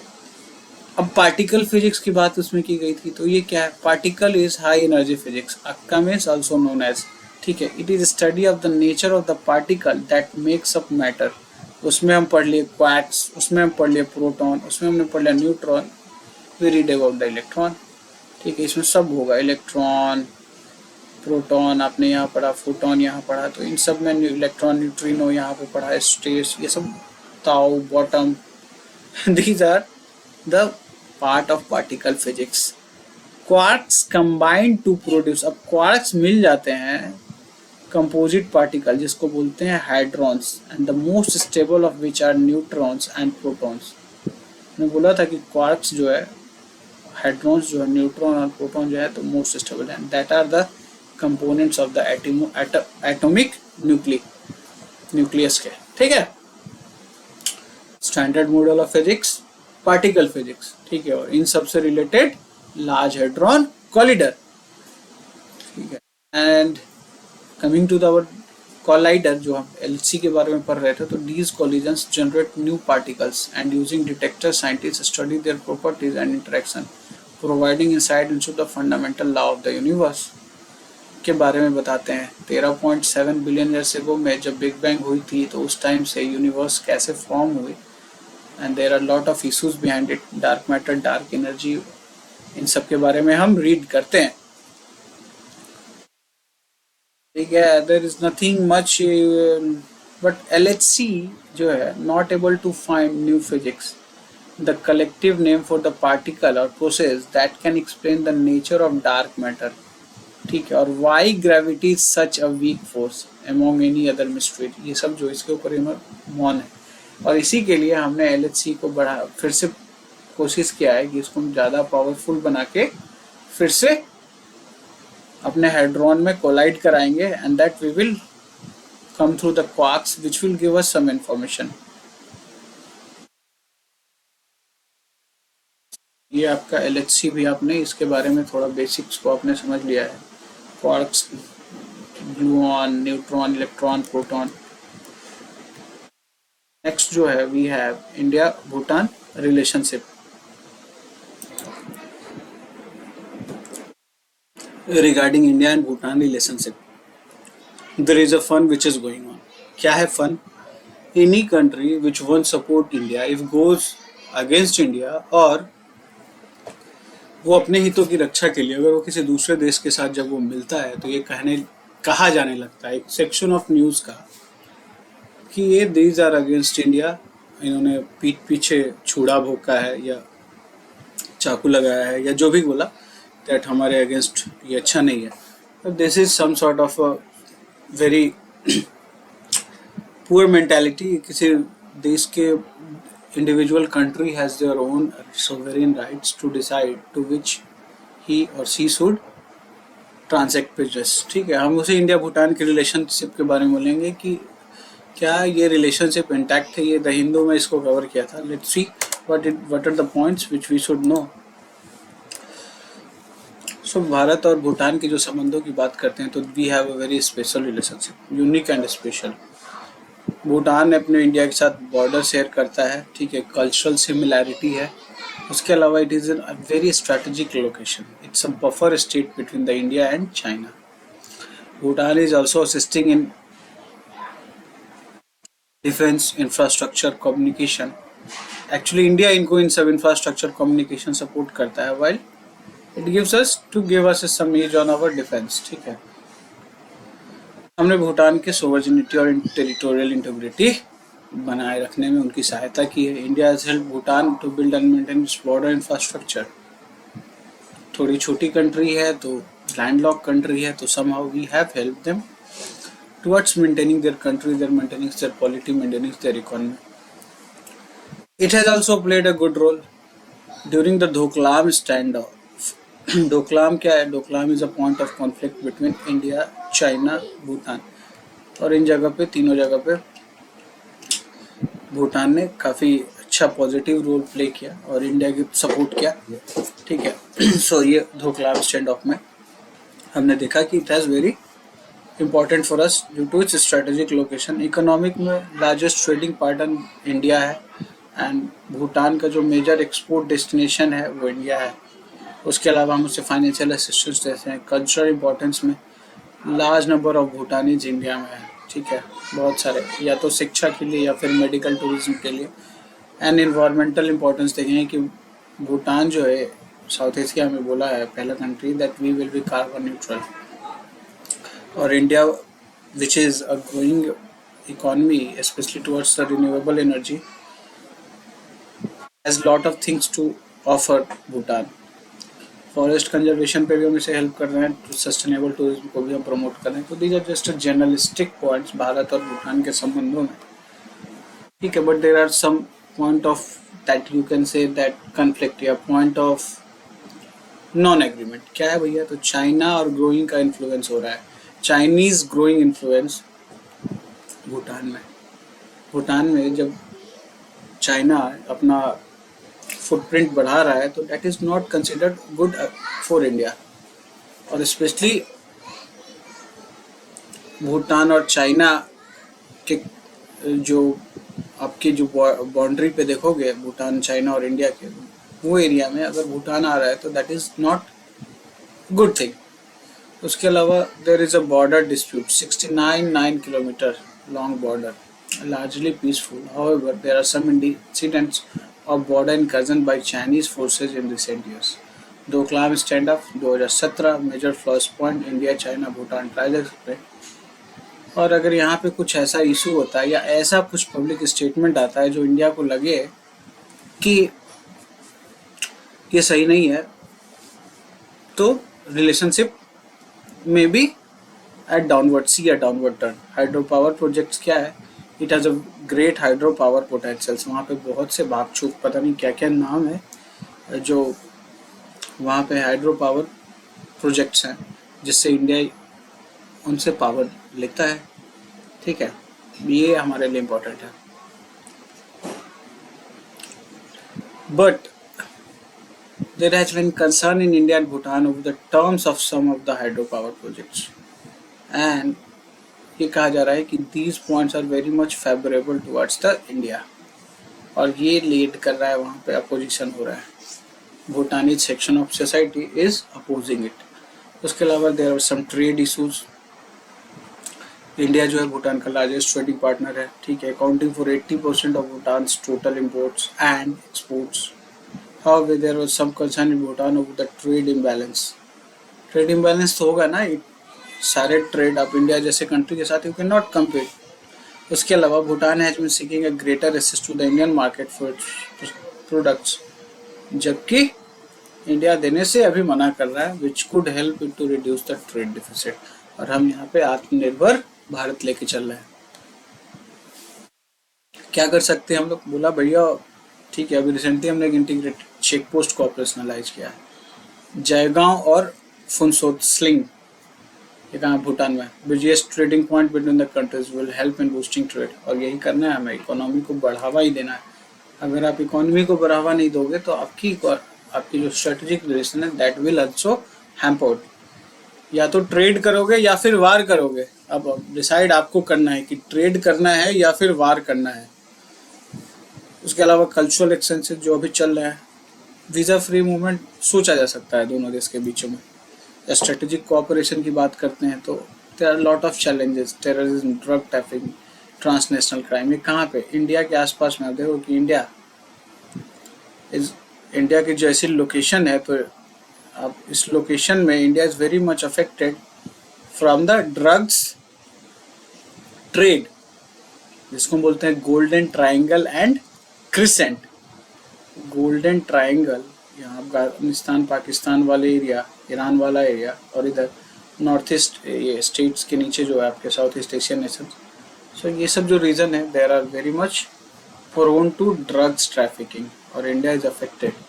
सो यहाँ पे अगर Bhutan somehow it can help us। Then there is renewable energy, enormous potential, 100 hydro powers का हम उन्हें डेवलप कर सकते हैं और हम वहाँ से पावर ले सकते हैं। India is energy deficit country. जो एनर्जी की जो नीड होती है वो हम नॉर्मली पूरा नहीं कर पाते हैं, ठीक, specially in terms of generation, in electricity generation या जो भी हो, एजुकेशन एंड स्किल डेवलपमेंट में आयसा का सर्वे ये कहता है कि the number of Bhutani students जो टर्शियरी एजुकेशन के लिए इंडिया में आए हैं 12-13 की तुलना में कम हो रहे हैं, 2400 से 1827 हो गए. तो we need to revive it and it is somehow it will contribute towards the cultural exchanges and it will also help in making good perception बनाएगा इंडिया का भूटान में, and that is what the need of the hour है ना. हमें यही चाहिए ना, अच्छे रिलेशंस बना के रखने हैं, क्योंकि चाइना को अगर डील करना है तो आपके पार्टनर्स अच्छे होने चाहिए, ठीक है, और अच्छे रिलेशनशिप होने चाहिए. एक है IMD Indian meteorological department predict करता है कि नॉर्मल मानसून होने वाला है इस बार.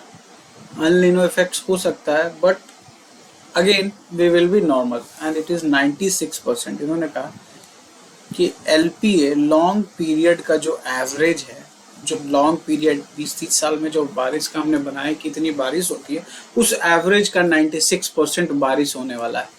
तो 96 से लेके अगर 105% तक 100 जो हमने लॉन्ग पीरियड एवरेज माना और यहाँ तक हो तो मुझे बोलते हैं कि भैया इट इज़ नॉर्मल. तो ये नॉर्मल बोल तो रहा है बट लेट्स सी कि कितनी प्रिडिक्टेबिलिटी इनकी सही हो पाती है. Let the time come. But उससे पहले हम पढ़ लेते हैं कि कैसे प्रिडिक्ट कर रहे हैं, क्या प्रिडिक्ट कर रहे हैं.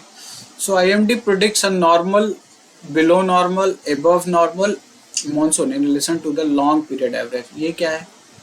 Long period average of rainfall recorded over a particular region for a given time interval. हमारे में 30 साल या 25 साल या हमारे में जो टाइम पीरियड है दैट इज 1971 से 2020 तक जो रेनफॉल हुआ उसका एवरेज निकाल दिया हमने.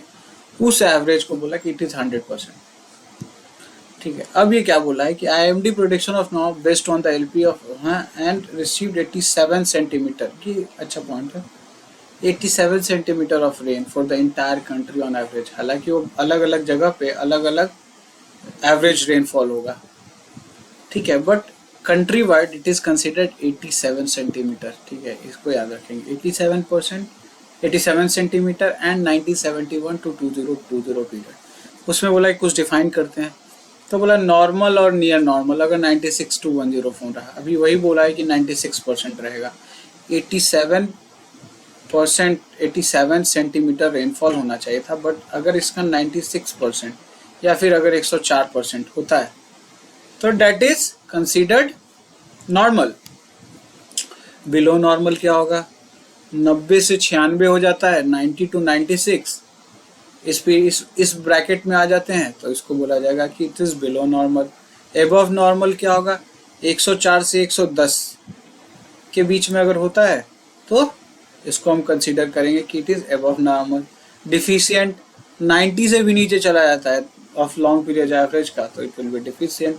एक्सेस 110% से अगर ज़्यादा हो जाता है तो इट इज एक्सेस, और एक्सेस में आएगा तो फ्लड हो जाएगा, डिफिशिएंट में आएगा तो ड्राउट हो जाएंगे. This is what we are coping with the flood and drought. दोनों तरीके से हमें लॉस हो रहा है. बट ऐसा क्या है जो हमें मानसून को पढ़ना चाहिए? तो आप देखो कि India is economy based economy. Still I am telling, still economy is just based on your agriculture and allied activity, agriculture and allied. And rural economy is especially 50% of the country's farmed area, accounting for 40% of production is rain fed according to the agriculture ministry. ये है काम की चीज. 40% area जो है वो rain fade है. अब बारिश होगी नहीं, फूड क्राइसिस हो जाएगा. ठीक है, इतने सारे लोग भूख से खाने के लिए मरने लगेंगे. Agriculture 47% of country population is dependent on agriculture and it is the main stay of the economy. अब अगर एग्रीकल्चर सेक्टर में आप पैसे नहीं आएंगे तो दूसरे सेक्टर अफेक्टेड होंगे. एनसीईआरटी में बोलता है कि अगर एग्रीकल्चर सेक्टर में पैसे नहीं आएंगे, सर्विस सेक्टर, आपके पास पैसे नहीं, ये वही तो लोग हैं जो सर्विस सेक्टर में पैसे खर्च कर रहे हैं. क्यों वो सर्विसेज लेंगे जब उनके पास पैसे ही नहीं है? उसके अलावा there need of recharge of dam and reservoirs, जो ड्रिंकिंग वाटर चाहिए आपको, इलेक्ट्रिसिटी चाहिए, हाइड्रो इलेक्ट्रिक पावर. ये मानसून होना जरूरी, अच्छा होना जरूरी है. And then there is rabi crops. Rabi crops क्या है कि दक्षिण भारत में यहाँ पे बारिश होगी और उस बारिश में राइस होगा। Not only rice, other part of country जहाँ पे भी बारिश होती है ठंडी के दिनों में, they are useful for the rabi crops. Wheat is the rabi crops and that is important for your economy and food sufficiency. Economy, agriculture, dams, reservoirs, rabi crops, these are the some important which are related to the monsoon. और इसीलिए monsoon का normal होना जरूरी हो जाता है। Below normal होगा तो फिर ड्राउट हो जाएंगे। ये एक एनसीईआरटी का पिक्चर लिया है, इसमें हमने देखा है कि दिस इज द वे दो ब्रांचेस हुए मानसून के। पहला ब्रांच ये है साउथ वेस्ट मानसून, जून जुलाई का टाइम है और हवाएं यहाँ से चलती है, ये अपने साथ बारिश लेके आती है, बारिश करती हैं। ठीक है, इसके भी दो ब्रांच, एक मुंबई ब्रांच और बे ऑफ बंगाल ब्रांच। ठीक है, एक इधर जाके बारिश करती है और एक इधर जाके बारिश करती है। ठीक है, ये एरिया जो है दिस इज जीएसएफ एरिया, इसमें थोड़ी सी बारिश कम हो जाती है due to geographical limitations. Monsoon तो यही तो है, पीरियोडिक चेंजेस ऑफ विंड्स। और ये आप देखोगे कि अक्टूबर नवंबर में ये जो विंड्स डायरेक्शन है इट चेंजेस लाइक दिस। और इसमें मोस्ट ऑफ द पार्ट चूँकि ये लैंड से सी की तरफ आ रही हैं तो लैंड पे तो ये बारिश करने से रहेंगी, बारिश नहीं करेंगी। बट ये जो विंड्स है जो थोड़ी सी से लैंड की तरफ आई हैं, ये जाके यहाँ पे कोरमंडल तट पे बारिश कर देते हैं और यहाँ पे राइस की खेती की जाती है, which is very famous and you can से the rice ball of the south India. तो ये आपने देखा कि मानसून जो कि एक पीरियोडिक चेंज ऑफ विंड है, हम अफेक्टेड है उससे very much and that should be the normal, but there are some factors which are related to the monsoon. ठीक है, और वो फैक्टर्स क्या है जो इसको इन्फ्लुएंस करते हैं। सो देखो फैक्ट क्या है, विंड जो है, wind always flow from high pressure to low pressure, HP to LP। ठीक है, ये यही विंड प्रेशर है, differential heating and cooling of sun से होता है, HP एंड LP बनता है। HP कहाँ बनता है, जहाँ पे सन की रेज या सन ने ज़्यादा गर्मी दे दी, वहाँ की हवाएं गर्म होकर ऊपर उठ जाएंगी और वहाँ पे LP बन जाएगा, लो प्रेशर। इस लो प्रेशर एरिया को आसपास के एरिया से जो कंपैरेटिवली जहाँ पे हाई प्रेशर एयर का हवाएं जो ठंडी है, जो वहाँ पे आके इसको फील करने की कोशिश करती हैं and this is the reason of flowing of wind direction. So यहाँ पे इंडियन जो मानसून की बात करते हैं तो there is a land mass of India जो गर्मियों के दिनों में तप्त हो जाती है और ये बन जाती है लो प्रेशर एरिया, जबकि एक सी का जो एरिया है that is a high pressure area. ठीक है, और हाई प्रेशर से लो प्रेशर की तरफ विंड चलती हैं और यही है विंड। कंडीशंस अक्टूबर नवंबर में चेंज होता है और फिर आप देखोगे कि ये बन जाता है हाई प्रेशर एरिया और ये बन जाता है इधर लो प्रेशर एरिया। मतलब this area became land becomes high pressure area and this became low pressure area और यहाँ से यहाँ विंड का डायरेक्शन चेंज होता है। This is all about the monsoon. उसके अलावा there is a position shifting of position of inter tropical convergence zone in summer over the Ganga plain and equator के समान होता है, या इक्वेटर के आसपास रहता है। It is also known as the monsoon trough during the monsoon session. तो इसमें यार इस फिगर में नहीं, यहीं पे हम देख लेते हैं थोड़ा क्या है। ये अर्थ के अगर आप दिस इज योर अर्थ और दिस इज योर इक्वेटर, तो आप देखोगे कि there are different wind patterns. एक विंड ऐसे आ रही है, एक विंड ऐसे जा रही है और ये एक बैंड पे दिस नियर इक्वेटर ये मर्ज करती हैं एक दूसरे को। ठीक है, और ये जो बैंड है this is called inter tropical convergence zone and this shifts according to the direction of sun. Sun के डायरेक्शन ऑफ के हिसाब से ये शिफ्ट करते रहती है। तो जहाँ पे भी होगी, जैसे आप देखो ये मानसून की बात कर रहा था, तो ये बोला कि गंगा प्लेन के ऊपर ITCZ होता है। ITCZ जो है this is the Ganga plain during the summer और यहाँ पे विंड डायरेक्शन नीचे से आके मिल जाते हैं। ठीक है, मिल जाते हैं और ये बारिश करते हैं। सो ज़्यादा डिटेल और अच्छे से देखेंगे जब हम कहीं और मिलेंगे इन्हें। उसके बाद there is a high pressure area east of Madagascar approximately 20 degree south of the Indian ocean. The intensity and the position of high pressure area affect the Indian monsoon. क्या है हाई प्रेशर एरिया? ये east of Madagascar, east of, this is called Mascarene high pressure area.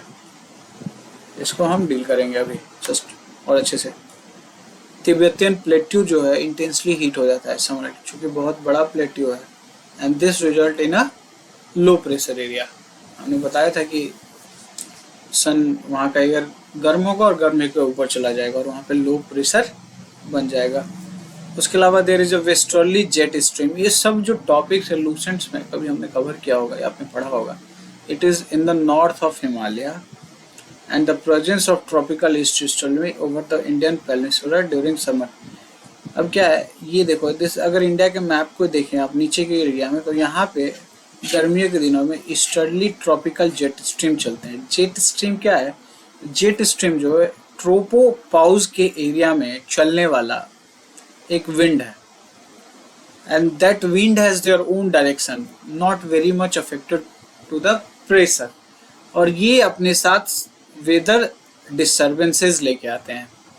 तो ये जो easterly jet stream है जो गर्मी के दिनों में प्रायद्वीपीय भारत के ऊपर रहती है, it led to the bursting of monsoon. Monsoon burst होता है इसके कारण। जबकि ठंडी के दिनों में there is a westerly jet stream जो एंटी साइक्लोनिक जो डिस्टर्बेंस है, वो जिसको वेस्टर्न डिस्टर्बेंस बोलते हैं, उसे भारत के लैंड पे लेके आता है। And this is how rainfall होता है ठंडी के दिनों में। आप देखो ये ट्रॉपिकली जो अफ्रीकन ईस्टर्ली जेट स्ट्रीम हमने पढ़ लिया, साउदर्न ऑसिलेशन थे, and there is also some currents. Currents क्या है? Ocean currents. There are some ocean currents which changes. कभी पेरुवियन करेंट जो कि एक ठंडी जलधारा है वो चेंज हो जाती है, रिप्लेस हो जाती है अल नीनो से जो कि एक गर्म जलधारा है, और जब वो चेंजेस होते हैं तो there are some changes in the sea surface temperature, और ये सी सरफेस टेम्परेचर जब चेंज होगा तो there will be changes in the pressure between two places. जब प्रेशर चेंजेस होंगे तो विंड डायरेक्शन भी चेंजेस हो जाएंगे, and that is how the southern oscillation है, जो इंसो जो अल नीनो और जो आपके इंसो हैं ये अफेक्ट करते हैं मॉनसून को। थोड़ा डिटेल में देख लेते हैं। तो ये अल नीनो, यहाँ पे देखो देयर इज ये रेड एरिया है। रेड एरिया में नॉर्मल टाइम में यहाँ पे पेरुवियन जलधारा चलती है जो कि एक ठंडी जलधारा है, लेकिन अल नीनो टाइम में यहाँ पे गर्म जलधारा चलने लगती है, ठीक है, एंड दिस जलधारा is known as El Nino. अब अल नीनो जैसे ही आया, अल नीनो के बाद ये जो एरिया हो गया गर्म, ठीक है। अब ये जो गर्म एरिया हो गया तो नॉर्मली हवाएं यहाँ से इधर आने लगेंगी, ठीक है, बट यही अगर ठंडी जलधारा यहाँ पे रहती, so this will be the area of high pressure, और ये हाई प्रेशर रहता तो ये अपने से लो प्रेशर एरिया की तरफ विंड इधर भेजता। ये विंड ऐसे जाता और यहाँ से ऐसे इंडिया को अफेक्ट करता। बट जिस दिन अल नीनो आ जाएंगे, जिस साल 4 साल या 5 साल पे जब वो आते रहते हैं, तो यहाँ पे लो प्रेशर बन जाता है और विंड डायरेक्शन ही चेंज हो जाता है। सेंट्रल पैसिफिक ओशन में आपके प्रेशर सिस्टम चेंज हो जाते हैं, और दैट इज वाई हमारा मानसून वीक हो जाता है। जो विंड्स आने चाहिए वो नहीं आते हैं। Possibly you could understand it from general knowledge purpose. फिर हमने बोला कि east of Madagascar there is a Mascarene high. ये मास्करीन क्या है? इट्स अ आइलैंड, और ये हाई का मतलब होता है there is a high pressure. Mascarene high जो है, सो दैट मास्करीन हाई के ऊपर हम बात कर रहे थे कि इट आल्सो अफेक्ट्स। अब ये जब हाई हो जाता है यहाँ पे, ठीक है, तो हाई से लो की तरफ, जो कि प्रायद्वीपीय भारत जो कि लो प्रेशर एरिया है, ये अपने तरफ हवाओं को खींचती हैं। तो ये मास्करीन हाई होना भी बहुत इम्पॉर्टेंट है आपके मानसून के अच्छे होने के लिए। और अप्रैल के करीब में यहाँ पे हाई प्रेशर क्रिएट होने लगता है between the northern and southern hemisphere that powers the summer monsoon winds towards the Indian subcontinent from the Indian ocean, ठीक है। उसके अलावा ये नेट पॉइंट्स है जिसको आप लिख सकते हो एग्जाम पेपर में, और ये पॉसिबली बहुत कम लोग के पास होगा इन सब चीज़। जैसे 2019 की एक स्टडी बोलती है, जर्नल था क्लाइमेट डायनेमिक्स, ये बोलते हैं कि trend of decreasing rainfall over the Indo Gangetic plain it is due to the extensive irrigation. अब इतना ज़्यादा इरिगेशन करोगे तो उससे आपका मानसून कमज़ोर हो जाएगा। बट ऐसा क्यों भैया? Because irrigation affects the soil moisture level and temperature. ठीक है, समझ गया, हम इतना समझ लिया। Which affects atmospheric stability. चूंकि irrigation over the vast tracts of land, these changes shift the moisture convergence zone to the south during the active phase of the monsoon। ठीक है, बहुत ज़्यादा डिटेल में नहीं देखना है, बट इट इज एक जस्ट आपको ये देखना है कि irrigation vast tract of the land irrigated in Gangetic zone and there the convergence zone जो है साउथ के साथ दैट चेंजेस मॉइस्चर कंटेंट को चेंज करता है। वहीं विंटर में जो इरिगेशन होता है that strengthen the monsoon over the region for the following years and also reduce inter seasonal variation in the rainfall. तो irrigation can be a reason. Aerosol on dust 2022 recent research IIT Bhubaneswar. Dust transported to the Arabian sea from the mid Australian desert mid eastern desert Sahara और Sinai से could increase rainfall in the India and South Asia over short time scale of 1 or 2। क्यों भैया? Dust कैसे? Aerosol जो है, aerosol help in formation of clouds और इसी कारण बारिश होगी। 2014 की एक स्टडी ये भी कहती है कि dust aerosols likely heat up the atmosphere over north Africa and west Asia which increase the flow of moisture over India. This result in rainfall usually within a week of event over central India. तो aerosol and dust का तो बड़ा positive role रहा है। 2022 की study, 2014 की study. तो ये आपके पॉइंट्स थे मॉनसून से रिलेटेड। नेक्स्ट जो हमारा न्यूज़ है that is related with Australia का मोस्ट पावरफुल स्टॉर्म 8 साल में पहली बार आया है और ये ट्रॉपिकल साइक्लोन है। ट्रॉपिकल साइक्लोन है जो west Australian coast Pilbara coast पे आया है। ठीक है, और जिसका नाम है cyclone Ilsa. Such a beautiful name, Ilsa. और ये रिच क्या है? 5 कैटेगरी 5 इंटेंसिटी पे। ठीक है, it is expected to cross 220 kilometre. ठीक है, पैरेलल डाउन्स दोज क्लोज, ये सब छोड़ो, इन सब की बात करते हैं, साइक्लोन की बात करते हैं। तो साइक्लोन क्या है? साइक्लोन एक विंड सिस्टम है, एक विंड सिस्टम जहाँ पे there is a low pressure area. There is a low pressure area, एक लो प्रेशर एरिया है और इस लो प्रेशर एरिया की तरफ हवाएं घूम रही हैं। किस डायरेक्शन में? एंटी क्लॉक डायरेक्शन में। इस लो प्रेशर एरिया के पास हवाएं घूम रही है एंटी क्लॉक डायरेक्शन में and there are some clouds, cirrus clouds हैं और क्यूमुलोनिम्बस क्लाउड्स हैं। सीबी क्लाउड्स जो होते हैं इसको बोलते हैं clouds with vertical developments which is not good for aviation, hazardous for aviation। and there is a cirrus का canopy है which gives us an indication of that is you can say your cyclone। cirrus is high level clouds 5 kilometer and above। तो ठीक है, ये और ये एक whole system, ये देखो यहाँ से यहाँ तक का एक सिस्टम है। This system move in a particular direction, ये मूव करता है ईस्ट से वेस्ट की तरफ और ये जहां भी जाता है समुद्र के ऊपर ओरिजिनेट होता है। और ये जो सीबी क्लाउड्स हैं, पानी मिलती है इसे, मॉइस्चर मिलता है और जाके ये बारिश करते हैं ओवर द लैंड और इट काउजेस वेदर और climatic changes. Climate, I am sorry because climate is a long term phenomena, it's changes the weather, causes rainfall and even sometimes calamity, natural calamity।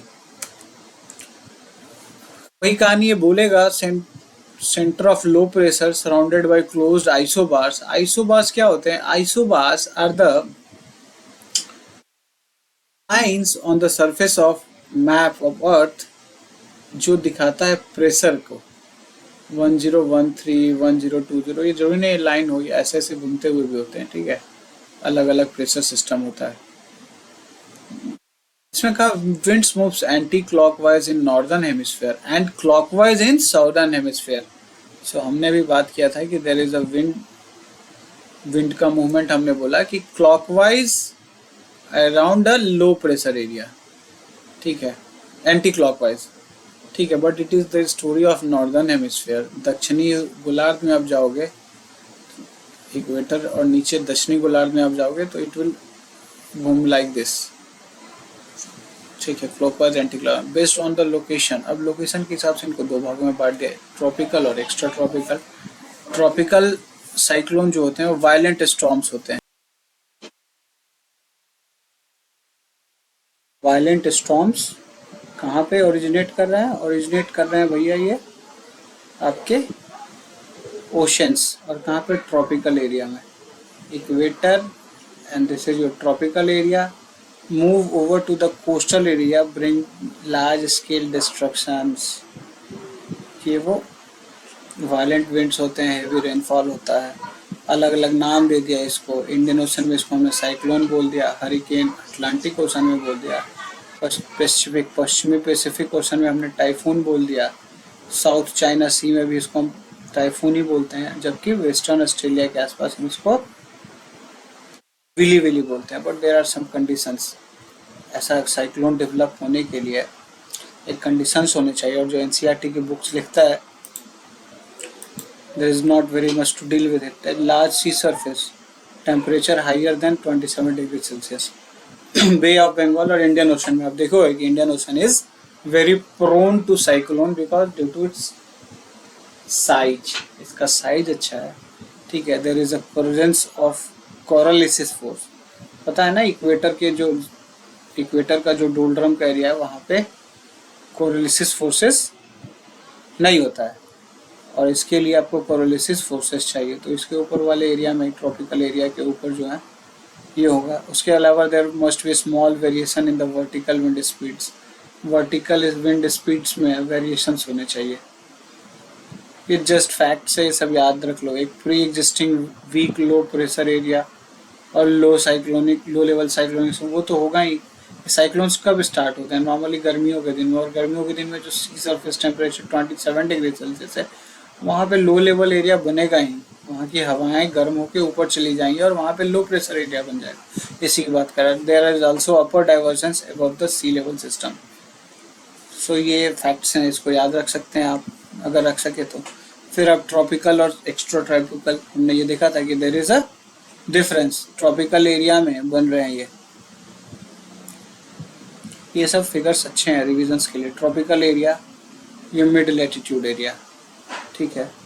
Energy कहाँ से मिलती है? Condensation से, and even from derive the energy from horizontal contrast in temperature. ये font से जो tropical cyclones होते हैं, जो generally they developed from the fonts. Fonts क्या होते हैं? फॉन्ट्स अगर आपने पढ़ा होगा तो फॉन्ट्स क्या है? Different winds. कुछ एरिया हैं जहां से अगर विंड्स जनरेट्स होंगे, लार्ज वॉल्यूम ऑफ विंड्स होगा, and they have their own characteristics. Like if a wind generating from the Sahara, अगर सहारा के ऊपर से एक विंड है और वो जनरेट होकर कहीं दूर की तरफ जा रहा है, दूसरे डायरेक्शन में जा रहा है, ऐसे प्लेस में जहाँ पे वो गर्मी कर सके, ठीक है। सो ये एक वार्म फ्रंट हो गया। वैसे ही एक अंटार्कटिक के ऊपर एक विंड का पैसेज है, बहुत बड़ा वॉल्यूम ऑफ एयर जो ज़्यादा समय तक रहने के कारण ठंडी हो गई है, तो इसको हमने बोल दिया कि this is a cold front. Cold front और हॉट फ्रंट, वार्म फ्रंट, ठीक है। और ये दोनों जब मिलते हैं तो वो बनते हैं फ्रंटोजेनेसिस कहलाता है। फ्रंटोजेनेसिस के बाद ही एक्स्ट्रा ट्रॉपिकल साइक्लोन की उपज होती है, ठीक है। अब इसी को देखते हैं, जबकि यहाँ पे ऐसा फ्रंट का कुछ खेल ऐसा कुछ खासा नहीं है। इसके लिए जो कंडीशंस थे वो आपने देख लिया, upper divergence, large sea surface area. ये मूव करते हैं east to west under the trade winds, ठीक है। और ये west to east under sub western tropical westerlies, वो ऊपर की तरफ जो है आपने देखा होगा। इस तरीके से जब आप अर्थ के सरफेस को देखोगे तो यहाँ पे अगर जो है तो ये जनरेट हो, यहाँ पे ईस्ट ट्रेड विंड रहते हैं, ठीक है। और इसके ऊपर जो आप देखोगे तो there will be westerly winds, sorry this side, ऐसे इस साइड में हाई प्रेशर से लो प्रेशर एरिया। सो ये आपको देखना है। ऑरिजिनेशन वनली, ये वनली तो याद ही रखना हमेशा। Deep warm oceans originate over oceans as well as land. Warm core, they have cold core. ठीक है, they have convectional formation, they have frontal formation. हमने रखा है फ्रंटोजेनेसिस और फ्रंटल फॉर्मेशन। डायमीटर रेंज 50 से 300 kilometre and they can attain velocity up to 250 kilometre per hour. Diameter 150 से 3000। वाह, कितना डिफरेंस है इन दोनों के बीच में। एवरेज वेलोसिटी 30 से 50, तो ये आपको तो पता ही नहीं चलेगा। और ये 250 किलोमीटर के आवर्स में जब आप विंड स्पीड को एवरेज ऑब्जर्व करोगे तो ये 50 से 300 किलोमीटर जो इनका एवरेज है, उसमें ये है कि ये दिस इज योर माल आई है 50 किलोमीटर का, और उनके साथ में जो क्लाउड्स वो चल रहे 300 मीटर तक का एरिया ऐसा मूव करता जा रहा है। दो टेम्परेचर वेरिएशन डिफरेंट पार्ट्स, ठीक है, यहाँ पे कुछ नहीं। Have considerable temperature variation because of different fronts. In addition कुछ और भी चीजें हैं जिसको आपको जानना चाहिए, और ये कह रहा है कि there is a climate change increasing of cycles. मतलब क्लाइमेट चेंज के कारण इसकी इंटेंसिटी इफेक्ट हो रही है। कैसे इफेक्ट हो रही है? सी सरफेस टेम्परेचर बढ़ जा रहा है, ठीक है, और बार बार ये इनको ऑब्जर्व करना पड़ रहा है कि बहुत सारे साइक्लोन्स बन रहे हैं स्पेशली इन ट्रॉपिकल रीजन। उसी के तरीके से क्लाइमेट चेंज से सी लेवल भी इंक्रीज हो रहा है। Sea level is also creating good condition for cyclone origin. Microclimate changes on the local heating of coastal land is pulled by the addition and further heating it up.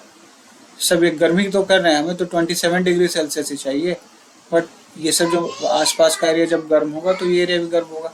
उसके अलावा El Nino heat waves lead to the prolonged warm periods ocean by reducing the ocean. ये जब temperature बढ़ रहे हैं तो creation condition create कर रहे हैं आपके साइक्लोन के लिए। And due to the anthropogenic global warming increases cyclonic precipitation rates increasing the frequency. ये एटमॉस्फेरिक मॉइस्चर वाला ये इरिगेशन से रिलेटेड हो गया जो हमने डिस्कस किया था। There is change in wind system, occasionally intense winds drive the low pressure region to other area rising the frequency in those area. Example, Gulab cyclone shifted to the Arabian sea from Bay of Bengal. ठीक है, ये ऐसी जगह है जहाँ पे नहीं होती थी cyclone, but there also generation हो रहा है। That is due to the change of wind system, और विंड सिस्टम चेंज हो रहा है, that is due to the change in the pressure pattern. So ये इस तरीके से आपने देखा कि आज आपने पार्लियामेंट्री कमिटी पार्लियामेंट्री प्रोडक्टिविटी के ऊपर देखा, आईटी रेगुलेशन इशूज, आप नेशनल पार्टी बन गई है उसका क्या इफेक्ट हो सकते हैं, what are the issues of multi-party system, JUICE mission, Large Hadron Collider, India, Bhutan, IMD, Australia most powerful cyclone ILSA। इसके बारे में हमने देखना cyclone as system.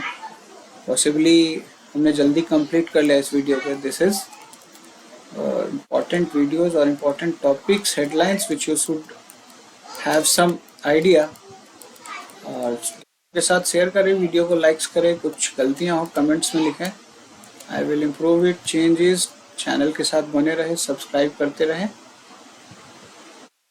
And I will continue this series. एक वीक में जो इम्पोर्टेंट न्यूज़ रहेंगे उसके ऊपर मेंस पर्सपेक्टिव से हमें क्या जानना चाहिए वो हम करेंगे। Thank you very much, share and subscribe our channel. Thank you very much, thank you, have a nice day.